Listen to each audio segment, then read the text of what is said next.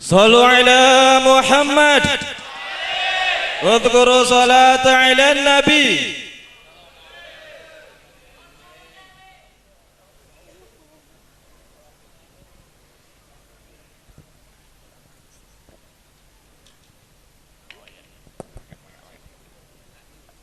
Assalamualaikum warahmatullahi wabarakatuh.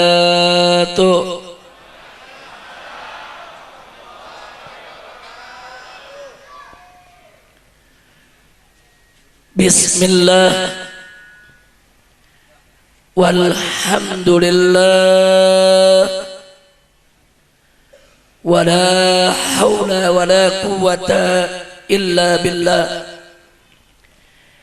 Asyhadu an la ilaha illallah wahdahu la syarika lah wa asyhadu anna sayyidana Muhammadan abduhu wa rasuluh la nabiyya ba'dah. Allahumma salli wa sallim wa barik ala sayyidina wa habibina wa syafi'ina wa maulana nabiyyina Muhammadin wa ala alihi at-tahirin at-tayyibin wa ashabihi al-ghurril mayamin wa man tabi'ahum bi ihsanin ila yaumiddin. Sa'adatul ulama il-syurafa wal umara il-fudala wa jami'il hadirin al-ahibba il-a'izza rahimakumullah. Usikum jami'an wa nafsi bitaqwallah wa bita'ati rasulillahi sallallahu alaihi wasallam. Fanas'alullah subhanahu wa ta'ala an yahdiyana ila siratikil mustaqim wa yaj'alana minal muttaqin wa yudkhilana jannatahu jannatan na'im bihaqqi sayyidil mursalin walhamdulillahi rabbil alamin. Kepada yang sama kita cintai dan sama kita muliakan, para habaib, para kiai, para ajengan, para alim ulama,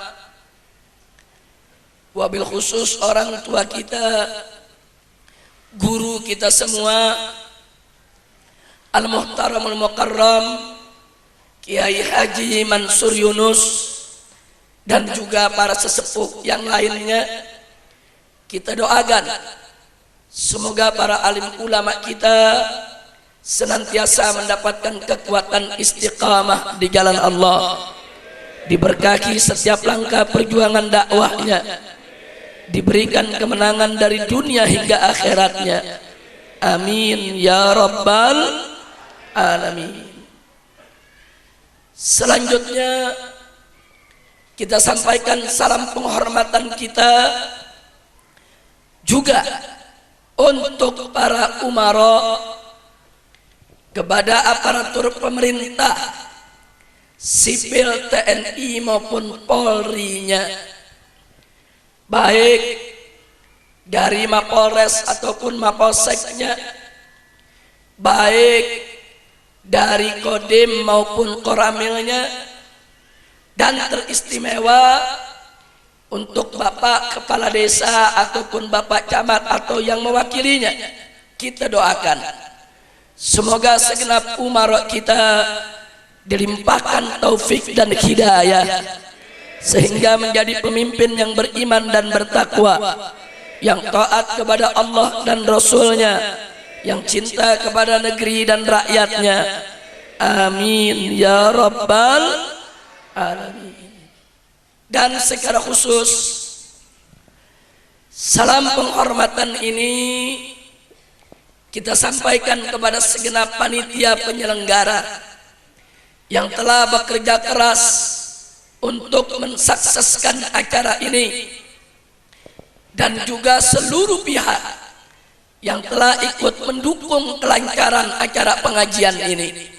Kita doakan semoga semuanya mendapat ganjaran berlipat ganda dari Allah Subhanahu wa taala.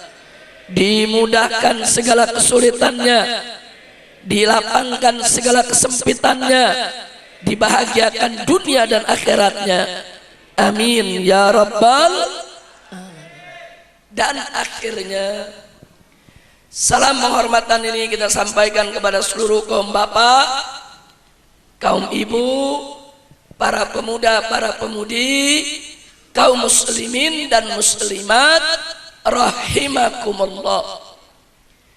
Kita sama berharap mudah-mudahan hadirnya kita di tempat ini bisa menjadi penyebab turunnya rahmat dan barakah.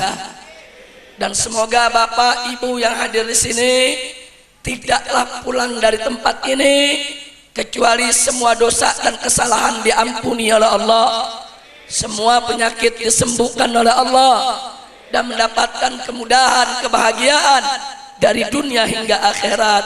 Amin ya rabbal alamin. Saudara, saya hadir di sini tidak sendiri, tapi didampingi oleh beberapa pengurus Front Pembela Islam, baik dari tingkat pusat maupun daerah. Di samping kiri saya ada Kiai Haji Ja'far Siddiq. Beliau adalah Sekretaris Umum DPP FPI. Kemudian juga di ujung sebelah sana masih ada Ustadz Khalidin selaku pimpinan daripada FPI Kuningan. Dan juga hadir bersama kita Kiai Haji Oyok Yahya, begitu juga Habib Hamid dan beberapa tokoh yang lainnya. Mudah-mudahan kehadiran beliau-beliau bersama kita akan makin menjadi penyebab lebih banyak turunnya rahmat dan barakah untuk kita. Amin ya rabbal alamin. Saudara, sejak hari Jumat yang lalu saya dan kawan-kawan sedang melakukan safari dakwah keliling Jawa Barat. Kami mulai dari Bogor ke Kerawang, Subang, Bandung, Garut, Tasik, Majalengka, dan alhamdulillah hari ini sampai di Kuningan. Insya Allah nanti malam di Cirebon, 2 hari di Cirebon, akan kembali ke Bandung untuk terus melaksanakan safari dakwah sampai akhir tahun 2014 ini. Nah saudara, di berbagai daerah yang kita kunjungi di Jawa Barat, sebagaimana kita ketahui bahwa aparat kepolisian dibantu oleh TNI dan masyarakat sedang getol-getolnya melakukan pembersihan dan pemberantasan terhadap miras oplosan. Alhamdulillah. Walaupun kita akan dorong pemerintah, jangan cuma miras oplosan yang dimusuhin. Miras apapun yang diproduksi oleh pabrik manapun, mau yang legal sekalipun, semuanya harus dirazia karena sama haramnya, sama merusaknya, sama berbahayanya, saudara. Betul? Ya kan lucu, miras oplosan dirazia, tapi miras pabrik enggak. Itu sama juga pemerintah ngelindungin yang punya pabrik. Betul? Miras oplosan dirazia, mentang-mentang nggak punya izin. Miras pabrik nggak dirazia, mentang-mentang punya izin. Ini dirazia gara-gara bahayanya, apa gara-gara nggak punya izinnya, saudara? Kira-kira jelas gak? Saya mau tanya, miras yang dari pabrik haram tidak? Bahaya tidak? Racun bukan? Lah kok nggak dirazia? Lucu gak? Miras oplosan bahaya gak? Haram gak? Racun bukan? Miras pabrik bahaya gak? Haram gak? Racun bukan? Sama gak? Kok yang satu dirazia, yang satu enggak? Unyil. Masya Allah, kira-kira jelas gak? Nah karena itu saudara, hari ini, saat ini, yuk sama-sama kita kaji lebih dalam tentang minuman keras, supaya umaro dan masyarakat lebih paham, lebih mengerti sampai sejauh mana haram dan bahayanya minuman keras. Setuju tidak? Saya mau tanya, siap ngaji gak? Siap ngaji? Bu, siap ngaji? Semua siap ngaji? Betul? Panjang gak apa-apa? Hujan gede sampai malam, sampai pagi. Ente sampai pagi, ane pulang. Masya Allah. Baik, kita bahas saudara, pelan-pelan, step by step, khutwah, insya Allah. Pertama, kita mesti tahu dulu saudara, apa yang disebut khamar. Apa yang disebut khamar, saudara. Nabi bersabda dalam satu hadis, kata beliau, kullu muskirin khamrun wa kullu khamrin haramun. Setiap yang memabukkan itu adalah khamr, kata Nabi, dan setiap khamr itu adalah haram. Tolong perhatikan, kalau kita ditanya apa sih itu khamr, Nabi udah kasih tahu saudara, khamr itu kullu muskir, setiap yang memabukkan, setiap yang menghilangkan akal, setiap yang melenyapkan kesadaran saudara. Apa saja yang menghilangkan akal, yang melenyapkan kesadaran, yang memabukkan disebut khamar, dan hukumnya adalah haram. Apa saja, baik yang dibuat dari tumbuhan nabati atau yang dibuat dari hewan haiwani atau yang dibuat dari bahan kimiawi, tidak peduli dibuat dari bahan apapun, kalau dia memabukkan, dia khamar saudara. Dan tidak peduli saudara, tidak peduli bentuknya bagaimanapun juga, apakah bentuknya gas, cair, bubuk, tablet, jelly, enggak peduli saudara, bagaimanapun bentuknya, selama dia memabukkan, dia adalah khamar.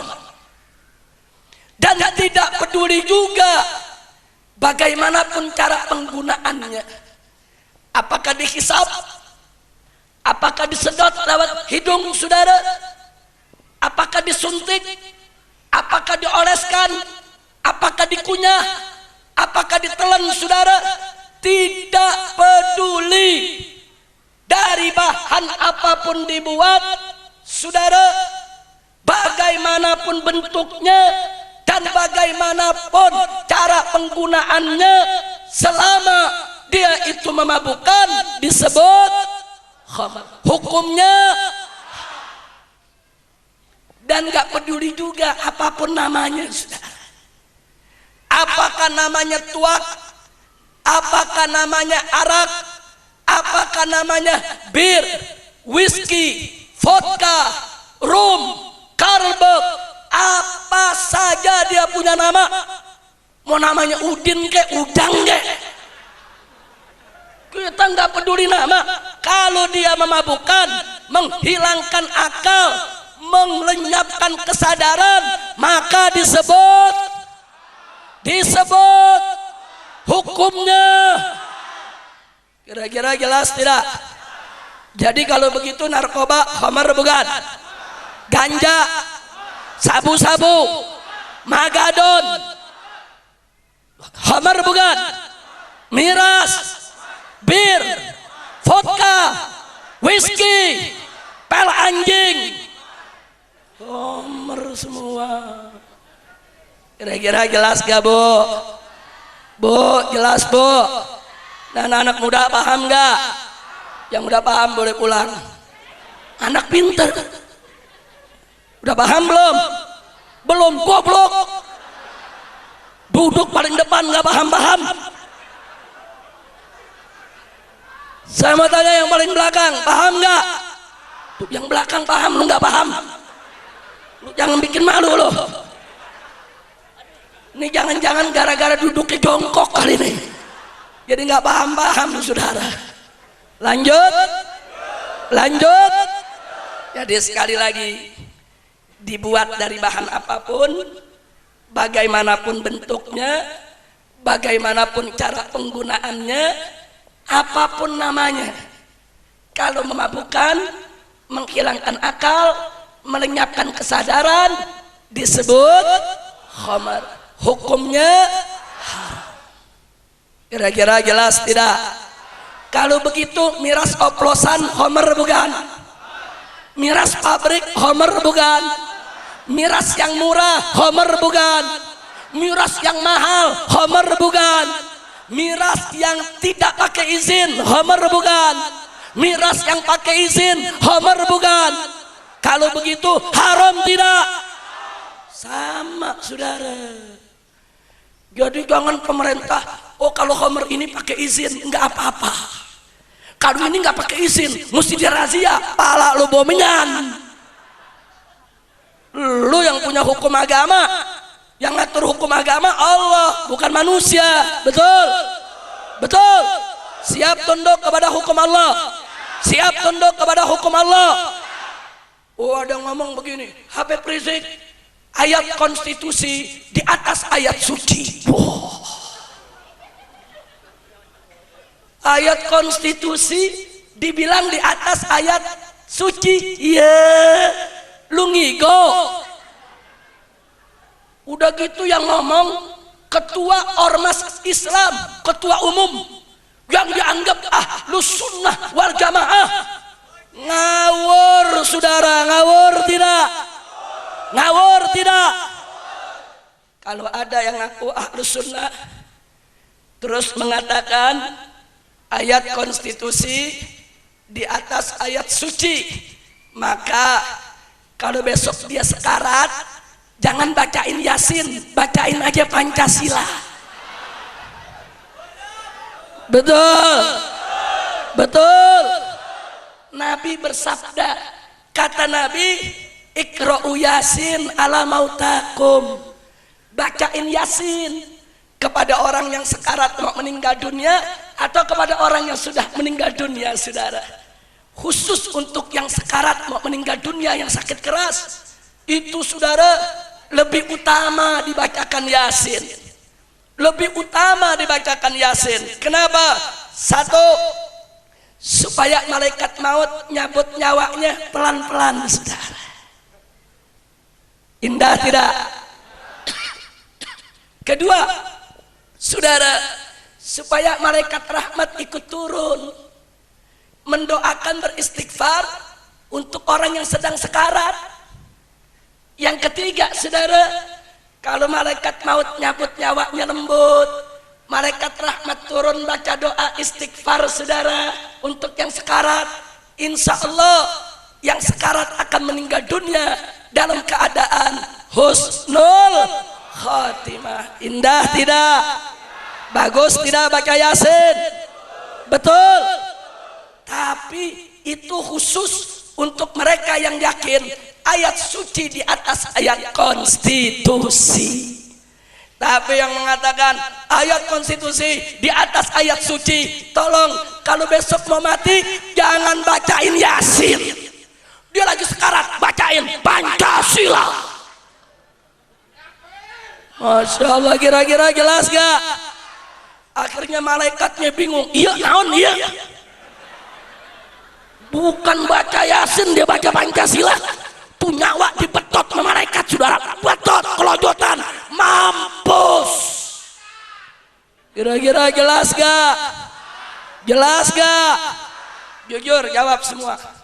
Kalau keluarga kita sekarat atau kita yang sekarat, mau dibacain undang-undang atau Yasin? Perda atau Yasin? Pancasila atau Yasin? UUD 45 atau Yasin?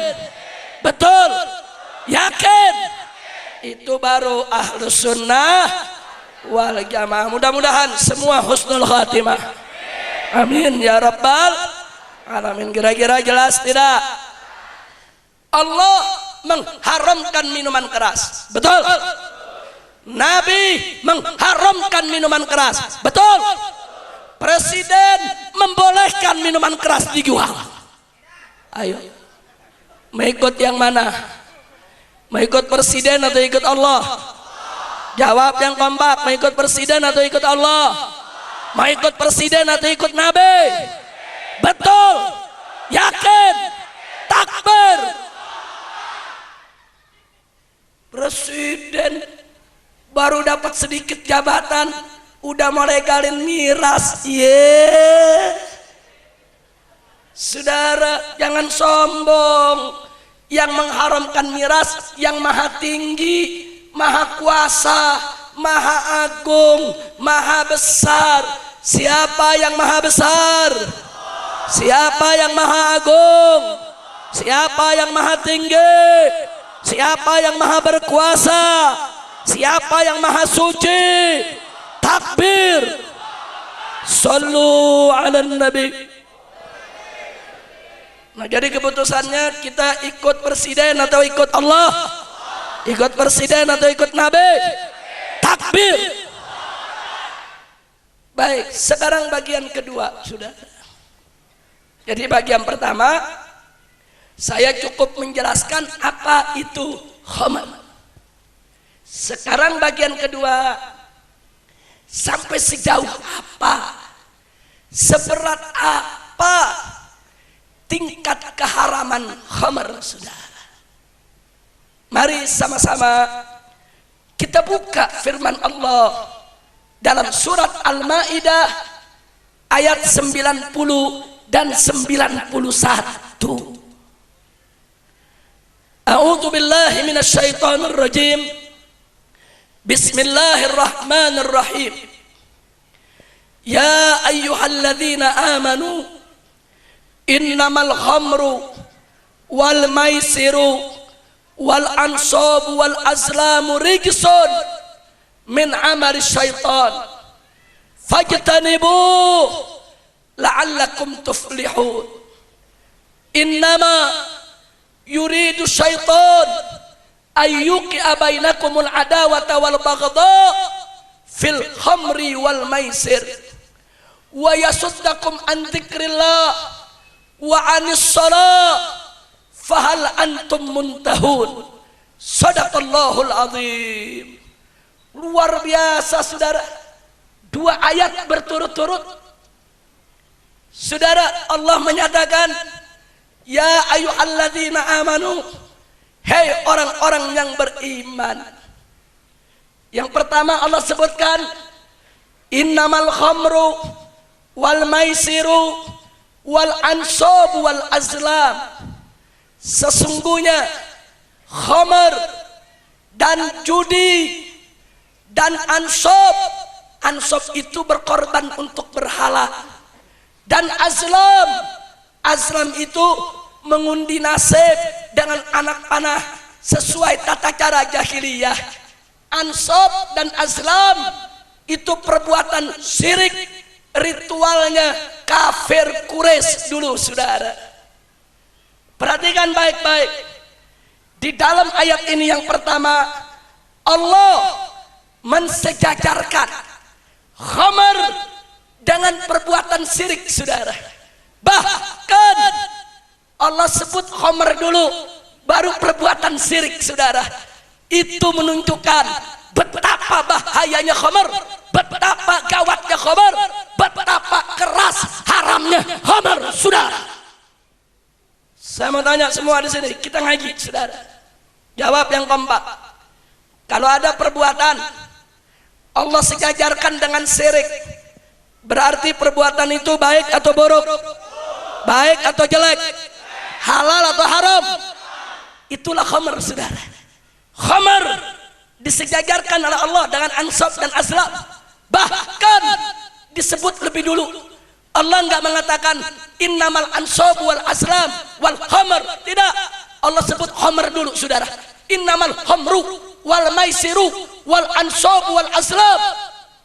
Itu menunjukkan khamr sangat-sangat haram, saudara. Kira-kira jelas tidak? Jelas tidak? Yang kedua Allah nyatakan itu yang namanya khamr rijsun, kotor, najis. Innamal khamru wal maisiru wal ansabu wal azlamu rijsun, kata Allah, kotor, najis. Saya mau tanya, kalau ada satu perbuatan terus Allah sebut itu perbuatan kotor, najis, itu perbuatan baik atau buruk? Bagus atau jelek? Halal atau haram? Itulah khamr, saudara. Itu khamr. Allah sebut rijsun, kotor, najis. Dan yang ketiga, saudara, setelah Allah katakan rijsun, apa Allah lanjutkan? Min amari syaitan. Yang namanya khamr itu, yang najis itu, saudara, min amari syaitan, daripada perbuatan setan. Pertanyaan saya, kalau ada perbuatan Allah sebut dalam Al-Quran itu perbuatan setan, itu amal setan, itu perilaku setan, berarti perbuatan tersebut baik atau buruk? Bagus atau jelek? Halal atau haram? Itulah khamr, saudara. Udah 3 kali tuh. Sekarang yang keempat, saudara. Yang keempat apa kata Allah? Fajtanibu, jauhkan itu khamr. Jauhkan itu khamr. Enggak boleh dekat-dekat dengan khamr. Jangankan minumnya, dekatnya saja enggak boleh. Masya Allah. Saya mau tanya, saudara, kalau ada perbuatan kita diperintahkan oleh Allah, jauhkan, jangan dekat-dekat, jauhin. Itu perbuatan baik atau buruk? Baik atau buruk? Jawab yang kompak, bagus atau jelek? Halal atau haram? Itulah khamr, saudara. Yang kelima, saudara, Allah katakan la'allakum tuflihun. Kau jauhkan khamr, jangan diminum. Supaya kenapa? La'allakum tuflihun, supaya kamu beruntung bahagia dunia dan akhirat, supaya kamu tidak rugi. Artinya kalau kamu minum khamr, kamu rugi. Kalau kamu nggak minum khamr, kamu beruntung. Saya tanya, kalau ada perbuatan yang Allah udah sebut dalam Al-Quran, meninggalkannya beruntung, ngerjainnya rugi, berarti itu perbuatan baik atau buruk? Bagus atau jelek? Halal atau haram? Itulah khamr, saudara. Maaf Pak Bu ya, dalam ilmu usul fikih ini disebut wujuhul istidlal. Baru 1 ayat sudah ada 5 penegasan yang khamr itu haram. Pertama, disejajarkan dengan syirik. Kedua, disebut najis. Ketiga, dikategorikan perbuatan setan. Keempat, diperintahkan untuk menjauhkannya. Kelima, meninggalkannya adalah kebahagiaan, saudara. 5, wujuhul istidlal. Baru ayat yang 90, saudara. Kita lanjutkan ayat 91. Apa kata Allah? Innama yuridu syaitan, sesungguhnya setan itu menginginkan ayyuki bainakumul adawata wal bagda, ingin menciptakan permusuhan dan kebencian di antara kamu, hei orang yang beriman, fil khamri wal maisir, dengan lantaran khamr dan perjudian, saudara. Wa yasuddakum an dzikrillah, setan ingin menghalangi kamu dengan menggunakan khamr, dengan menggunakan judi, supaya kamu jauh daripada zikir kepada Allah. Wa anis shalah, supaya kamu juga terhalang daripada salat. Fahal antum muntahun, kata Allah. Kalau kamu sudah tahu begitu, apa masih nggak mau berhenti? Masya Allah. Mari kita bahas, saudara. Tadi sudah 5, sekarang yang ke-6. Allah sebut dalam ayat tadi, lantaran khamar, setan ingin menggunakannya dengan khamar supaya umat manusia saling bermusuhan satu dengan lainnya, saudara. Innama yuridu syaitan ayyuqi'a bainakumul adawah. Saya mau tanya sekarang, kalau ada satu perbuatan Allah kasih tahu bahwa perbuatan tersebut bisa menyebabkan permusuhan, bisa menyebabkan pertikaian, bisa menyebabkan perselisihan, bisa menyebabkan keonaran. Jawab yang kompak. Kalau begitu perbuatan tersebut baik atau buruk? Bagus atau jelek? Halal atau haram? Itulah khamr, saudara. Itu yang ke-6, yang ke-7, saudara. Apalagi kata Allah, yuki bainakumul adawata wal baghdha, dan setan menjadikan khamr sebagai alat untuk melahirkan kebencian antar manusia, saudara. Pertanyaan saya, kalau ada satu perbuatan Allah nyatakan itu penyebab kebencian, kedengkian di antara sesama umat manusia, berarti perbuatan tersebut baik atau buruk? Bagus atau jelek? Halal atau haram?